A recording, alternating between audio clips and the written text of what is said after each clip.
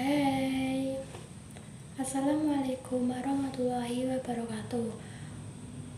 Perkenalkan, nama saya Laila Tuniayas dengan NIM 877866314. Di sini saya akan mempresentasikan dengan judul Peran Filsafat Ilmu dalam Memperkuat Ilmu Pendidikan. Filsafat berperan sangat penting dalam menjaga kualitas dan arah perkembangan ilmu pendidikan.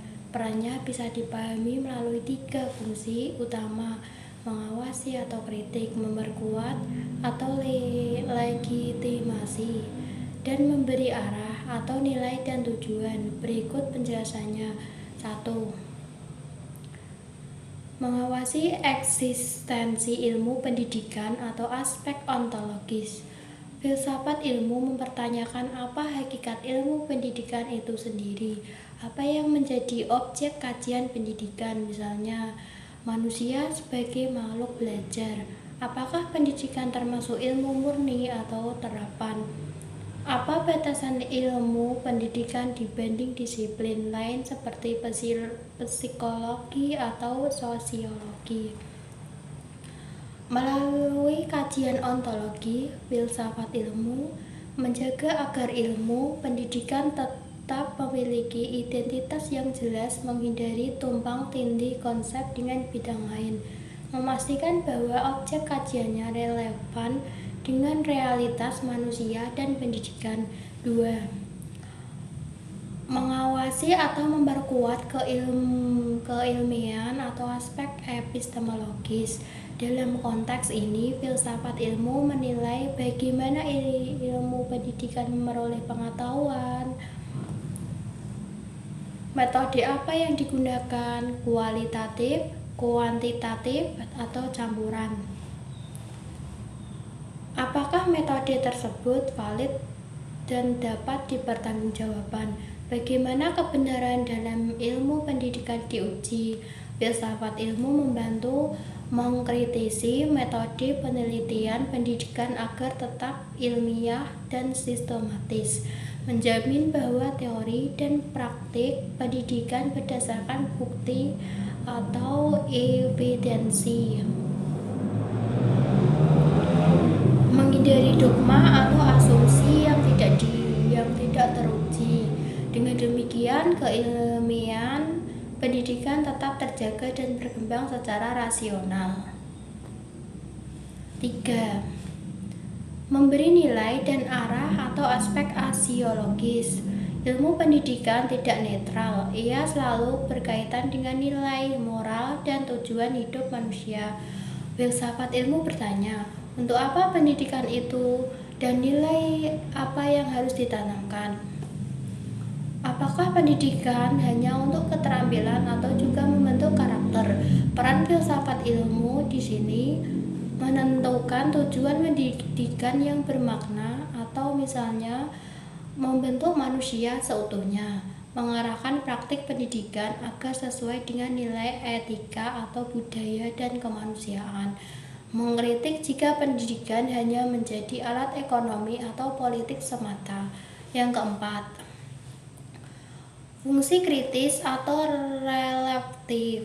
Selain 3 aspek utama tadi, filsafat ilmu juga berfungsi sebagai alat refleksi bagi pendidikan dan peneliti, pengontrol perkembangan teori pendidikan, pendorong inovasi karena selalu mempertanyakan hal yang dianggap sudah benar.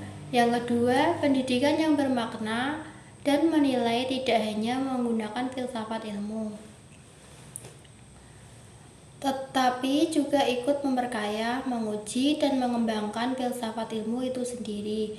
Hubungan keduanya bersifat timbal balik. Berikut penjelasannya. 1.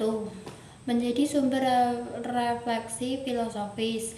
Pendidikan yang bermakna selalu mendorong peserta didik dan pendidik untuk berpikir kritis, bertanya mengapa dan untuk apa, merefleksikan pengalaman belajar. Dari proses ini muncul pertanyaan-pertanyaan filosofis seperti Apa itu pengetahuan yang benar? Bagaimana cara manusia belajar? Apa tujuan pendidikan yang sesungguhnya? Pertanyaan-pertanyaan ini menjadi bahan kajian filsafat ilmu, sehingga filsafat ilmu terus berkembang.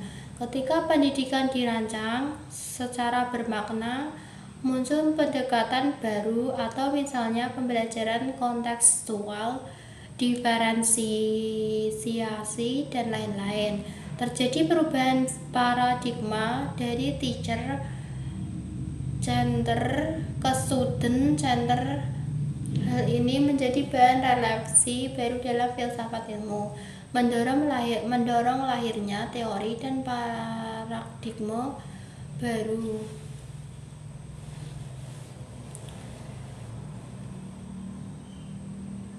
Filsafat ilmu disebut sebagai pisau analisis karena ia memberi alat berpikir berdasar dan sistematis untuk membeda suatu persoalan secara mendalam dalam konteks pendidikan.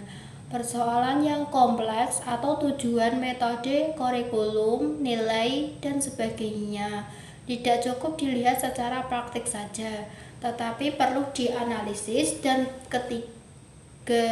tiga dimensi utama: ontologi, epistemologi, dan aksiologi. Berikut penjelasannya. 1. Ontologi. Apa yang dikaji dalam pendidikan? Ontologi membahas hakikat atau realitas dari sesuatu dalam pendidikan. Pertanyaan ontologi misalnya, apa hakikat manusia sebagai peserta didik? Apa itu pengetahuan?